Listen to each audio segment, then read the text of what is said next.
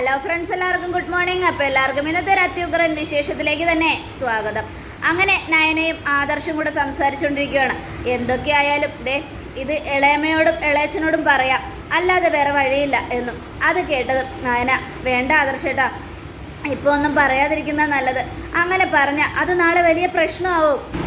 ഒരിക്കലും ഇല്ല നയനെ, അങ്ങനെ പ്രശ്നമായ അത് ഞാൻ പരിഹരിച്ചോളാം. എന്തായാലും അവരുടെ മോൻ്റെ ജീവിതമല്ലേ, അവർ തന്നെ തീരുമാനിക്കട്ടെ എന്ത് ചെയ്യണമെന്ന്. എനിക്കെന്തെങ്കിലും സംഭവിച്ചാൽ എനിക്കത് സഹിക്കാൻ പറ്റില്ല എന്നും പറഞ്ഞുകൊണ്ട് ആദർശ് നയനയും കാറിൽ കയറി അങ്ങ് പോവുക. അങ്ങനെ അവർ വീട്ടിലെത്തി. കാറിൽ നിന്നും നയനയും അനിയും ആദർശം ഇറങ്ങിയതും നന്ദു ആകെ പേടിച്ചു. എന്തു പറ്റി? ഞാനിവനെ ആദ്യം കൊണ്ടേ കിടത്തട്ടെ എന്നും പറഞ്ഞുകൊണ്ട് ആദർശ് മുറിയിലേക്ക് പോവുക. ഈ സമയം നന്ദു ചോദിക്കുക, എന്താ ചേച്ചി, അനിക്ക് എന്താ പറ്റിയേ? അനി നന്നായിട്ട് കുടിച്ചിട്ടുണ്ട് മോളെ. ഈശ്വര, എന്തിന്? അതെന്തിനാണെന്ന് ഞാൻ നിനക്ക് പറഞ്ഞു തരേണ്ട ആവശ്യമില്ലല്ലോ എന്നും പറഞ്ഞ് നന്ദുവിനെ വിളിച്ചുകൊണ്ട് നയന അകത്തേക്ക് പോവുക. ഈ സമയം ആദർശ് അനിയെ കിടത്തുന്ന സമയത്ത് ജാനകി വരിക. എന്തു പറ്റി? എന്താ എനിക്ക് പറ്റിയത്? അതെ, കണ്ടില്ലേ, ഇവൻ്റെ കിടപ്പ് കണ്ടില്ലേ, മൂക്കറ്റം കുടിച്ചിട്ടുണ്ട്. എന്തിനാ കുടിച്ചതെന്ന് ചോദിച്ചിട്ട് അവൻ പറഞ്ഞൊരു മറുപടിയും ഉണ്ട്. അത് പറഞ്ഞ ഇളയമ്മ ഞെട്ടിപ്പോവും. അത് കേട്ടതും എന്തിനാണെങ്കിലും ഇവൻ കുടിച്ചിട്ട് വന്നത് ശരിയായില്ല, നാളെ കല്യാണമാണ്, എന്നിട്ട് ഇവനിങ്ങനെ ചെയ്യുന്നത് ഒട്ടും ശരിയായില്ല. അത് കേട്ടതും നമ്മുടെ ആദർശ്, ഇളയമ്മേ, ഇത്രയൊക്കെ അറിഞ്ഞിട്ടും ഇവൻ്റെ ജീവിതം തകർക്കണോ? ഇവൻ ഈ കല്യാണത്തിനോട് താല്പര്യമില്ല ഇളയമ്മേ. അങ്ങനെയുള്ളപ്പോൾ ഈ കല്യാണം നടത്തുന്നത് ശരിയാണോ? അവനിഷ്ടമുള്ള പെൺകുട്ടിയെ അവൻ കല്യാണം കഴിക്കട്ടെ ഇളയമ്മേ, അതല്ലേ അതിൻ്റെതായ ശരി. അത് കേട്ടതും നീ എന്താടാ പറഞ്ഞു വരുന്നേ? നാളെ നേരം വെളുത്ത കല്യാണമാണ്. അങ്ങനെയുള്ളപ്പോൾ ഇവൻ കല്യാണ പെണ്ണിനെ മാറ്റണമെന്നാണോ നീ ഉദ്ദേശിക്കുന്നത്? ആദർശേ, ഇത് കേൾക്കുമ്പോൾ നീ എല്ലാം എതിർക്കുമെന്നാണ് ഞാൻ കരുതിയത്. എന്നാൽ നീ ഇങ്ങനെ പറയുന്നത് എനിക്ക് അത്ഭുതമായിട്ട് തോന്നുന്നു. എന്താ ഇളയമേ ഇത്? ഞാൻ ഏറ്റവും കൂടുതൽ സ്നേഹിച്ച എൻ്റെ സ്വന്തം അനിയനാണ്. അങ്ങനെയുള്ളപ്പോൾ അവനൊരാപത്ത് വരുമ്പോൾ ഞാൻ അവനെ സപ്പോർട്ട് ചെയ്യല്ലേ വേണ്ടത്, അല്ലാതെ അവനെ തള്ളിക്കളയണോ? ഈ കാര്യം പറയാൻ വേണ്ടി ഞാൻ മുത്തശ്ശൻ്റെ അടുത്ത് പോയതാ. ഭാഗ്യക്കേടുകൊണ്ട് മുത്തശ്ശനെ കാണാൻ പറ്റിയില്ല. കണ്ടിരുന്നെങ്കിൽ നീ എല്ലാം തുറന്നു പറയുമായിരുന്നില്ലേ? എടാ, ഇത് ദൈവനിശ്ചയമാണ്, ഈ കല്യാണം നടക്കണമെന്നുള്ളത്. അതുകൊണ്ടാണ് നിനക്ക് മുത്തശ്ശനെ കാണാൻ പറ്റാതിരുന്നത്. ഇളയമേ, അങ്ങനെയൊന്നും പറയരുത്. അനിയൊരു പാവാ, അവനിഷ്ടമുള്ള പെൺകുട്ടിയാണ് നന്ദു.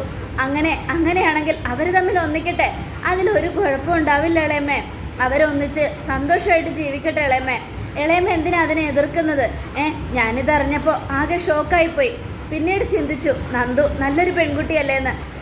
എടാ, അങ്ങനെയാണെങ്കിൽ 3 പെൺമക്കളെയും ഇങ്ങോട്ട് പറഞ്ഞു വിടാൻ വേണ്ടി അവളുടെ അമ്മ പെടാപ്പാട് പെട്ടതായിരിക്കും. ഇതേപോലെ തന്നെയാണ് നയനയും നവ്യയും ഇങ്ങോട്ട് കയറി വന്നത്. അവളുമാരുടെ അതേ സ്വഭാവമുള്ള നന്ദുവും കൂടെ ഇങ്ങോട്ട് വന്നാൽ എനിക്കിത് സഹിക്കാൻ പറ്റില്ല, ഞാൻ സമ്മതിക്കുകയില്ല.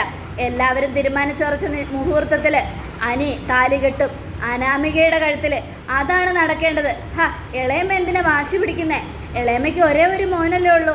ആ മോൻ്റെ ജീവിതം നല്ല രീതിയിൽ മുന്നോട്ട് പോകണമെങ്കിൽ ഇളയമ്മ വിചാരിക്കുന്ന പോലെ കാര്യങ്ങൾ നടക്കാൻ പാടില്ല. ഇളയമ്മ ഒന്ന് മനസ്സിലാക്ക്. വേണ്ടടാ, എനിക്കറിയാം എൻ്റെ മോൻ്റെ ജീവിതം എങ്ങനെ മുന്നോട്ട് കൊണ്ടുപോകണമെന്ന്.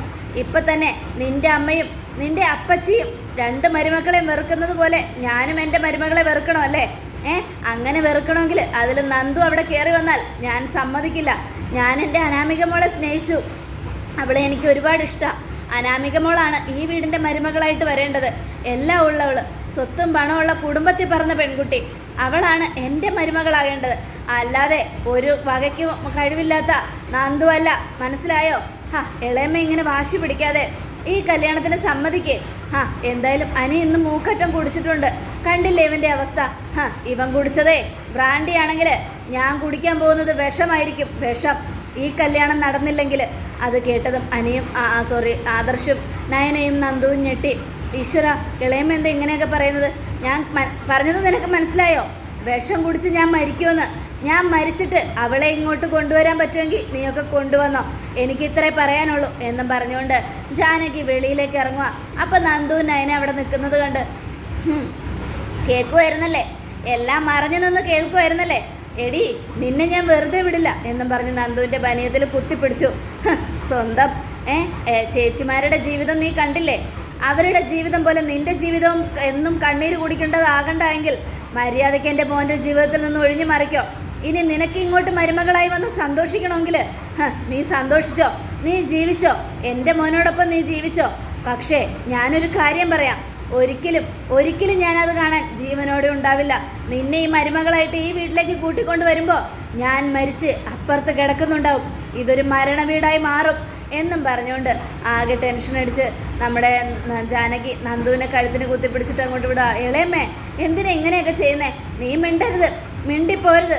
ഈ വീട്ടിൽ എല്ലാവരും നിന്നെ തള്ളി പറയുമ്പോഴും നിന്നെ സ്നേഹിച്ചത് ഞാൻ മാത്രമാ.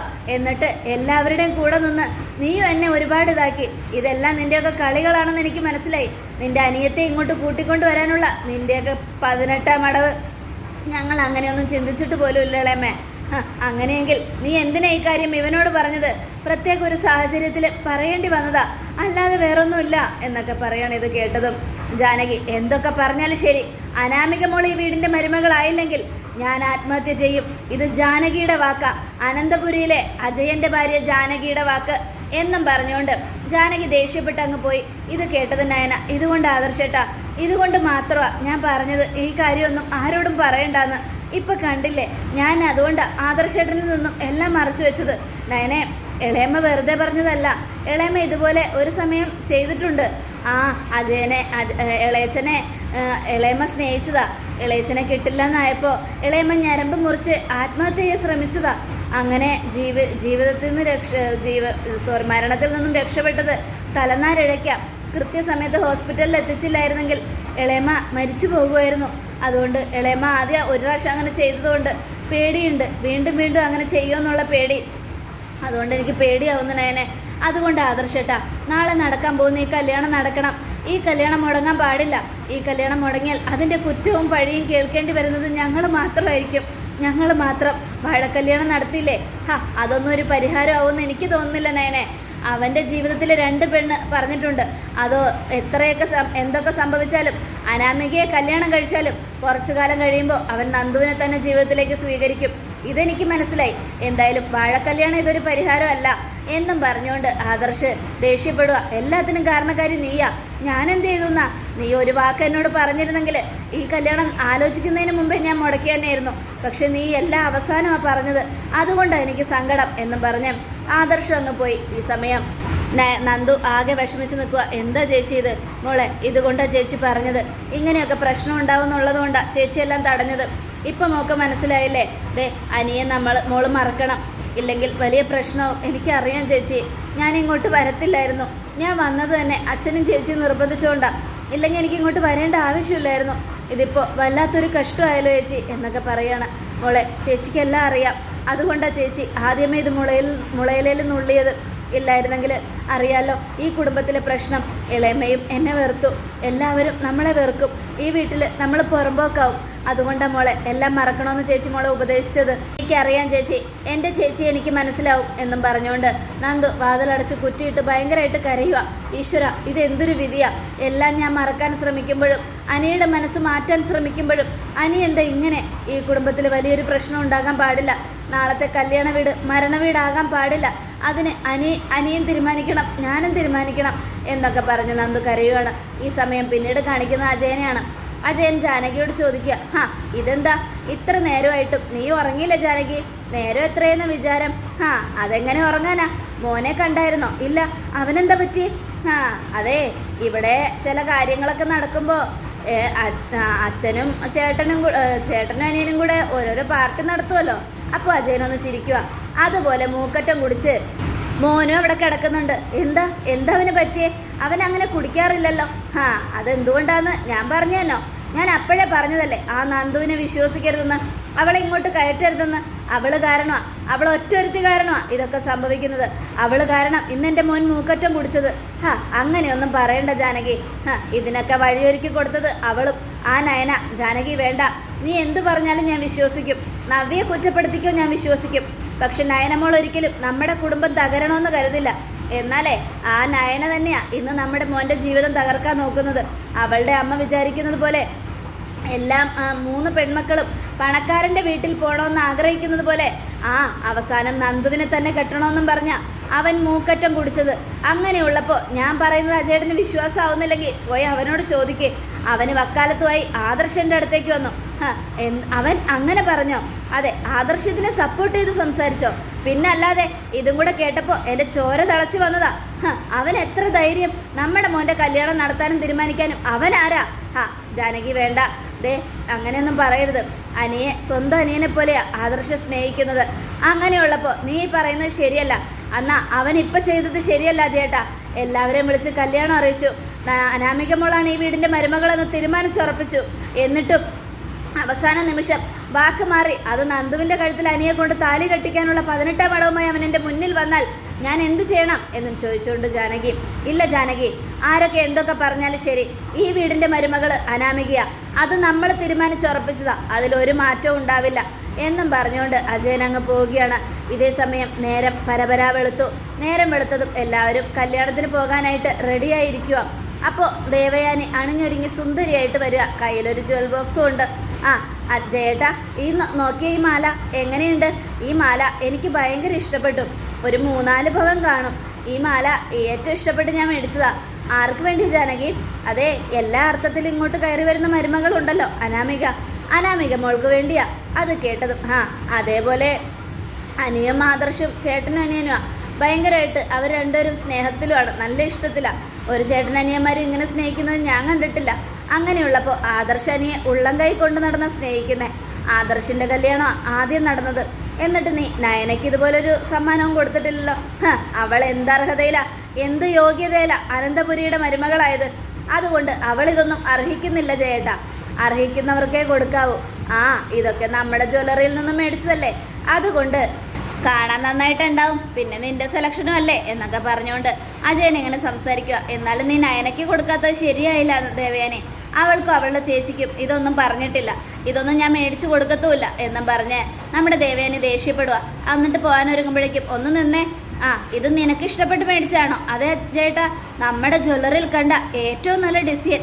എന്ത് രസമായിരുന്നു ഈ ഡിസൈൻ, എനിക്ക് ഒത്തിരി ഇഷ്ടപ്പെട്ടു. നീ മനസ്സറിഞ്ഞ് തന്നെയാണോ ദേവയാനി പറയുന്നത്? അതെ. എന്നാലേ നീ ഒന്ന് കേട്ടോ, ഈ ഡിസൈൻ ചെയ്തു തരാമെന്നറിയാമോ? നമ്മുടെ നയനമോള് ചെയ്ത എല്ലാ ഡിസൈനുമാണ് ഇന്ന് നമ്മുടെ ജ്വല്ലറിയിൽ മുന്നിൽ നിൽക്കുന്നത്. ആയിരുന്നായിരിക്കാം, മുമ്പൊക്കെ മൂർത്തീസ് ജ്വല്ലറി മുന്നിൽ നിന്നിട്ടുണ്ടായിരുന്നായിരിക്കാം.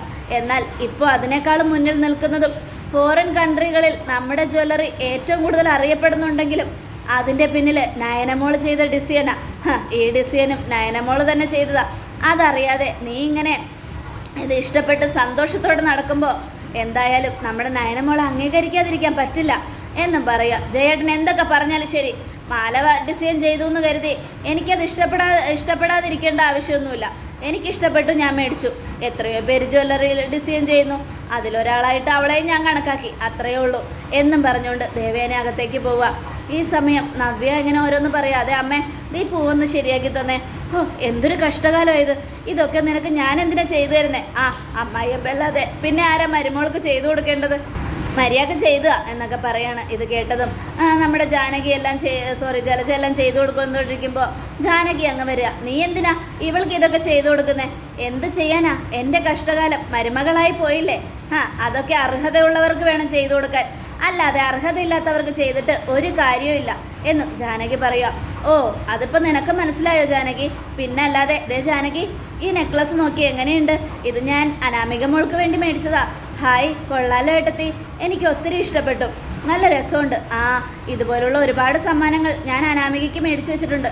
പിന്നെ ഇവിടെ കയറി വന്ന മറ്റു 2 എണ്ണം നമുക്ക് ഇഷ്ടമില്ലാത്തതാണല്ലോ, അതുകൊണ്ട് അവർക്കൊന്നും ഒരു സമ്മാനവും ഇല്ല. അനാമിക മോള് കുടുംബത്തിൽ പിറന്ന കുട്ടിയാ, അതുകൊണ്ട് അനാമിക മോൾക്ക് എല്ലാ സമ്മാനവും കൊടുക്കും. എന്തായാലും ഇവിടെ വേറൊരുത്തി ഉണ്ടല്ലോ നയന, അവൾ ഇതുവരെ എഴുന്നേറ്റില്ലേ? അവൾക്ക് കുശുമ്പായിരിക്കും ഏട്ടത്തി. ഈ കല്യാണം നടക്കുന്നതിൻ്റെ കുശുമ്പ്, കുടുംബത്തിൽ പറഞ്ഞൊരു മരുമോളാണല്ലോ എനിക്ക് കിട്ടാൻ പോകുന്നത്, അതിൻ്റെ കുശുമ്പ്. അത് കേട്ടതും നവ്യ, എൻ്റെ അനിയത്തിക്ക് അങ്ങനെ കുശുമ്പൊന്നുമില്ല. എൻ്റെ കാര്യത്തിൽ പറയുകയാണെങ്കിൽ ഞാൻ സമ്മതിക്കും. പക്ഷേ എൻ്റെ അനിയത്തി മാതൃശേട്ടനും ഒരിക്കലും കുശുമ്പ് കുത്തുന്ന കൂട്ടത്തിലൊന്നുമല്ല. അവർ ചിലപ്പോൾ ഇത്തിരി നേരം ഉറങ്ങിപ്പോയി കാണും, അതിനിപ്പോൾ അവരെ കുറ്റപ്പെടുത്തൊന്നും വേണ്ട. നിനക്ക് നൊന്തോ? അതെ, എനിക്ക് നോവും. എൻ്റെ അനിയത്തിയെ പറഞ്ഞ് എനിക്ക് നോവും, അതുകൊണ്ട് കൂടുതലൊന്നും പറയണ്ട എന്നൊക്കെ പറയണം. അത് കേട്ടതും ആകെ ടെൻഷൻ അടിച്ച് നമ്മുടെ ജലജ ഇങ്ങനെ തുറച്ചു നോക്കുക.